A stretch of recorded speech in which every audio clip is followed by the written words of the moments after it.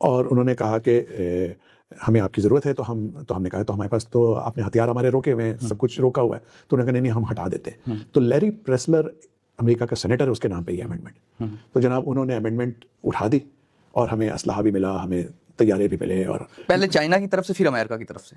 जी, अब जनाब अब सोवियत यूनियन को तोड़ना था। अब सोवियत यूनियन को तोड़ना था। और इन गुनाहगार आंखों ने और इस आपके भाई ने उन परवाज़ों पे भी गए, उस्ताद हैं जो हम वहाँ से लेकर के आते थे चीज़ें, जिनमें माफ़ कीजिएगा जिहादी लिटरेचर भी होता था, जो उनकी यूनिवर्सिटियों ने तैयार किया था, और जो ला करके यहाँ जो मुजाहिदीन सारी दुनिया से आ रहे थे उनको दिया जाता था। जो कैंप्स थे आपके, आज दुनिया इनको क्या क्या कहती है, लेकिन ये उस वक्त वहाँ से आ रहा था। विलियमसन, जिसकी आप विलियमसन की शायद बात करें, जेरी विलियमसन, जिसकी लैरी विल्सन, हाँ लैरी विल्सन, वो फिल्म भी बनी है लैरी विल्सन। अच्छा, उसने इस जंग के बाद कहा था कि जिहाद मैंने लड़वाया है। जी जनाब, ये उसने खुद कहा। जी जनाब। अच्छा, उसकी आप और हम उसके हिस्सेदार इस तरह से बने, और इसमें ये सारे शामिल थे। इवन चीन से भी हमें चीज़ें भेजी गई, जिसमें हम ही लोग थे जाने वाले, बहरान से और कहाँ से, अमेरिका से, तो खैर जिसमें जैसा मैंने बताया कि इन्होंने कैंप्स बनाए हुए थे, यहाँ पे इनको जिहादी ट्रेनिंग दी जाती थी, यही लिटरेचर उनको पढ़ाया जाता था और कहा था कि आपने जा करके जान देनी है, कुर्बान होना है।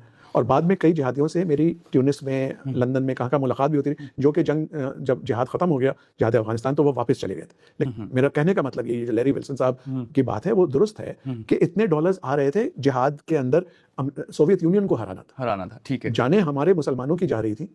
और वो एक पीरियड था, बाय द वे, 1979 टू 1989, जो 10 साल, ये बहुत कम लोगों को मालूम है, क्योंकि आर्मी और नेवी इसमें इन्वॉल्व नहीं थी, पाक फ़िज़ाइया इन्वॉल्व थी, क्योंकि सोवियत यूनियन के तो सारे जोर जो था वो उनकी एयरफोर्स के ऊपर था, जो जिहादी उधर से वापस आ रहे थे या जो इधर से जा रहे थे, तो वो हमला करते थे, और उस हमले में वो यहाँ आकर के उनको जो है मारते थे। तो हमारी फ़िज़ाइया जो है, पूरी एक जनरेशन उसमें इस जंग में उसने हिस्सा लिया है। और उसी का एक मैं छोटा सा आपको वाक़या बता दूँ, क्योंकि उन साहब से भी मुलाकात हुई। किससे? अभी बताता हूँ ना नाम, थोड़ा सा तजस्सुस तो पैदा करने दो। ठीक है। SU-25 लड़ाका तैयारा उस वक्त सोवियत यूनियन का नंबर 1 था, और उसका जो स्क्वाड्रन कमांडर था, उनका नंबर 1 पायलट था लेफ्टिनेंट कर्नल रुट्स्कोई। उसको F-16 से हमने मार गिराया, और वो पैराशूट्स के जरिए नीचे गिरे, और फिर उनको हमने जंग के कैदी बना लिया। लेकिन हमारा जो हुस्ने सुलूक था, उससे वो इतने मुतासिर हुए कि वो बाद में गए, जब जंग खत्म हुई तो वो सोवियत यूनियन गए, और वो लेफ्टिनेंट जनरल के ओहदे पे पहुंचे, और फिर वो बोरिस येल्सिन के वाइस प्रेसिडेंट थे। और फिर उन्होंने कहा कि इस फ़िज़ाइया, मतलब कि मैं सोच भी नहीं सकता था कि मुझे कोई मार गिराएगा, लेकिन इस पाक फ़िज़ाइया ने मुझे मार गिराया, और फिर मेरे साथ इतना अच्छा सलूक किया। वो ऑफिशियल दौरे पे आए कि मैं उन लोगों से मिलना चाहता हूँ, जिन्होंने उस टाइम। जी, तो ये मतलब ये बातें हैं। और उस वक्त 17 से ज़्यादा उनके जहाज़ हमने मार गिराए, हम रूसियों के, जिसमें से बेशतर हमारे अब इस वक्त म्यूजियम में हैं या कई बेसेस में खड़े हैं। कुछ हमने उनको वापस भी कर दिया जो अच्छी हालत में थे। एक एक ट्रांसपोर्ट तैयारा AN-32 हमने फ्लाई भी किया उनका, जिसको हमने फोर्स लैंड कराए थे। कई तो फोर्स लैंड कराए थे, जो नहीं मानते थे उनको हम जो है। लैरी विल्सन का ये जो वो कहता था कि ये अपने खुदा के लिए लड़ रहे हैं, लेकिन इनको ये जहाद तो मैंने करवाया, ये ताना वो देते थे।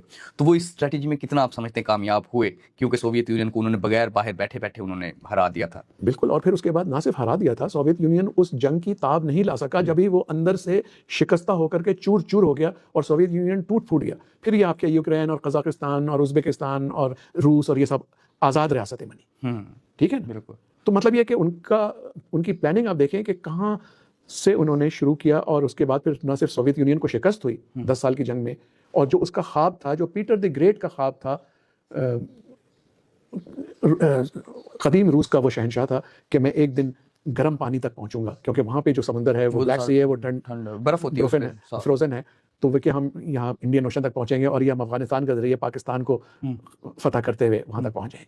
लेकिन वो हमारे लिए भी ये बका की जंग थी, और अमेरिका के लिए भी एक तरह से थी, क्योंकि सोवियत यूनियन को तो रोकना था। अब जो उन्होंने हरबा इस्तेमाल, उन्होंने गलती ये की, जो मैंने लिखा है इसके बारे में, कि जब जंग खत्म हुई थी ना, सोवियत यूनियन जब पसपा हो गया था, तो उनको चाहिए था कि जो हथियार उन्होंने लाके दिया है और जिन लोगों को उन्होंने तैयार किया जिहाद के लिए, उनको जो है उनसे वो एक तो असलहा वापस लेते, दूसरे कि उनको ये समझाते कि जिहाद अब ख़त्म, उनको एक मोटिवेशन होती है और उसके बाद फिर डीमोटिवेट। हाँ, तो उनको तैयार करते कि अब जंग की ज़रूरत नहीं है। लेकिन वो इसी तरह वो आप फतह के तराने गाते हुए अमेरिकी तो चले गए, वो जीत गए कि हम जीत गए हैं। इनको यहाँ छोड़ गए, तो इनको तो एक दुश्मन चाहिए था। इनके पास जज्बा था, जो इनमें से ज्यादातर तो अपने अपने मुल्कों को चले गए, लेकिन कई ऐसे थे जिन्होंने यहाँ शादियां कर ली थी, जिनके बच्चे थे, और जो कहते थे कि हमें अब दुश्मन चाहिए, अब वो दुश्मन उनको नजर आ उनको रहा एक ही तरीका आता था, वो जंग था। वो जंग था।